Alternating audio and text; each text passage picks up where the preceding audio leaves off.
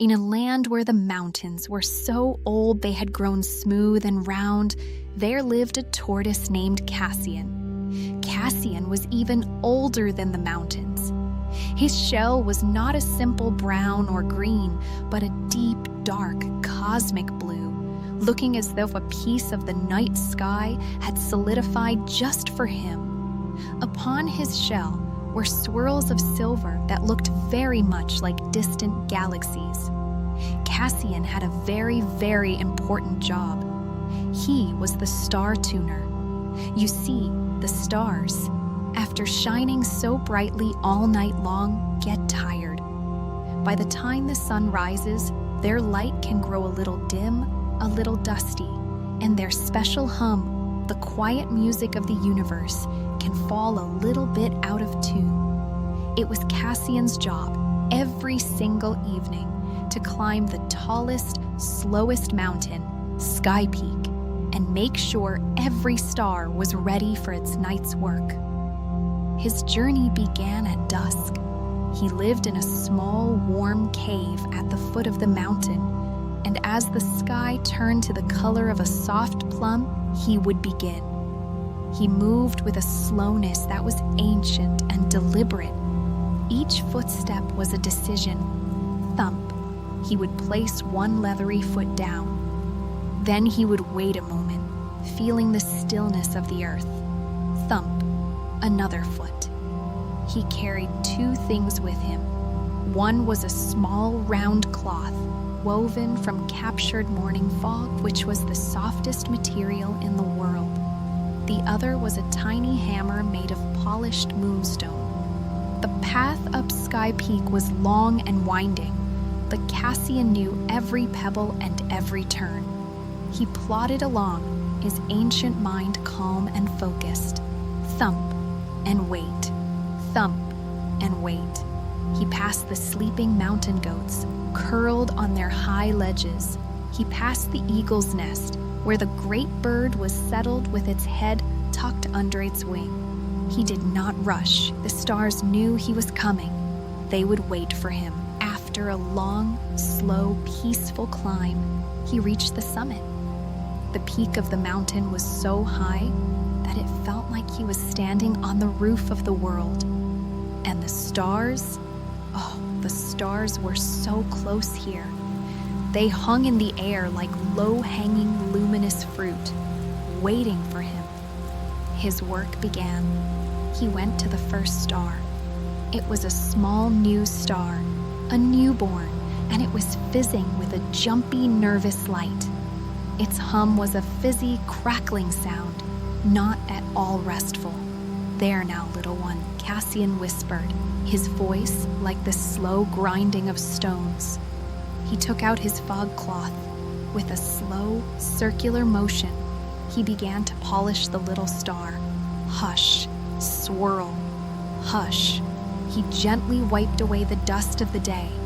As he polished, the star's jumpy light began to calm down, turning into a steady, gentle pulse. Its fizzy crackle softened. Then, Cassian took out his little moonstone hammer.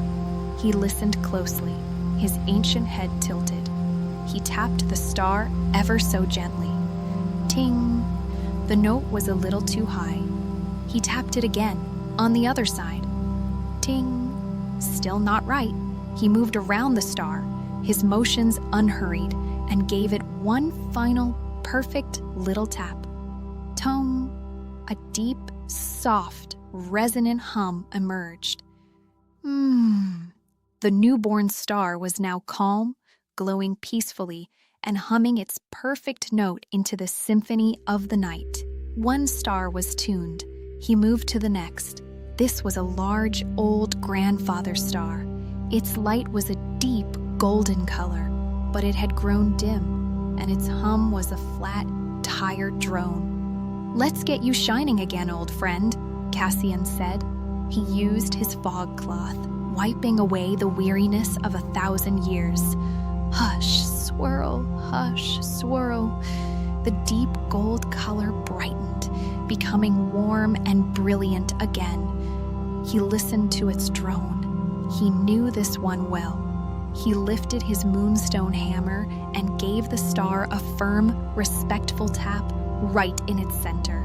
Bong! The flat drone was instantly replaced by a deep, powerful, resonant hum that vibrated through Cassian's own shell, a beautiful, low note that was the base of the celestial orchestra. 2 stars were tuned. He continued his work. He moved to a cluster of 5 small stars, the sisters, that loved to twinkle. Their twinkle had become frantic. He combed them with his cloth and tuned each one, tongue, tongue, tongue, tongue, until they were twinkling in a slow, peaceful, synchronized rhythm. Glow, fade, glow, fade. He worked for hours, but he never grew tired. This was not work, it was his purpose. His movements were a slow, hypnotic dance on the roof of the world. Thump, walk to a star. Hush, swirl, polish it to peace. Tone, bong, tap it into 2. He tuned the warrior stars that shone with a fierce red light, calming their fire into a steady, protective glow. He tuned the watcher stars that shone with a piercing white light, softening their gaze into a gentle, loving watchfulness. He tuned 100 stars, then 200. The sky above him, once a jumble of dim lights and discordant hums, was slowly transforming into a breathtaking masterpiece of serene light and perfect harmony. The combined hum of the tuned stars was a lullaby so deep and so prosaic that the very mountains seemed to sigh and settle deeper into its slumber. Finally, there was only one star left. It was a small, shy star that always hid behind the moon. It was the star that was meant to shine over the beds of sweeping children.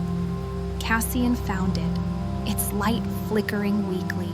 He spent the most time on this one. He polished it until it shone with the softest, most comforting, silvery white light. He tuned it until its hum was the exact frequency of a mother's loving whisper. His work was done. The entire night sky was a perfectly tuned instrument, playing the great, slow, silent lullaby of the cosmos. Cassian stood for a long moment, feeling the perfect harmony around him. Then he turned and began his long, slow, peaceful journey back down the mountain. He knew that all over the world, children would look up at the sky he had so carefully prepared and feel its deep, ancient peace, guiding them gently into their dreams. And he would be ready to do it all again tomorrow.